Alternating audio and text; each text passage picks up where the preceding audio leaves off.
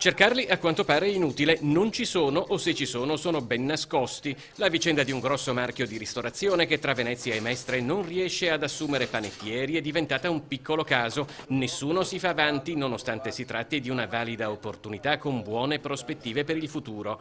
Una vicenda che però non stupisce il presidente di Confesercenti Venezia Maurizio Franceschi. I panettieri non si trovano perché è una figura professionale in via di estinzione. Il fatto che chiudano tantissime attività della tradizione artigianali a gestione familiare ovviamente portano anche i giovani a non imparare questo mestiere perché sanno che non c'è domanda e quindi non c'è prospettiva di lavoro. Si tratta di mestieri antichi, in alcuni casi di tradizione persino millenaria, votati all'estinzione dall'evoluzione del mercato. Le attività tradizionali sono state travolte dalla grande distribuzione, dalla concentrazione dei servizi dentro parchi commerciali, e cioè da tutto quello che è nato e sorto fuori della città. Il fatto che poi torni la richiesta di certe professioni che, è bene precisarlo, non si inventano da un giorno all'altro, ma richiedono, come nel caso del panettiere, specifiche competenze e conoscenze delle farine e dei lievitati, non deve trarre in inganno. Si stanno inserendo nel mercato, in questo mercato di attività che stanno scomparendo, delle importanti società,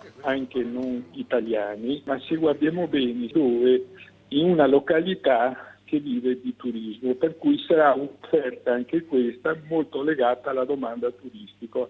La domanda che ci dobbiamo fare è: una stessa azienda riproporrebbe lo stesso modello in una città che non vive di turismo?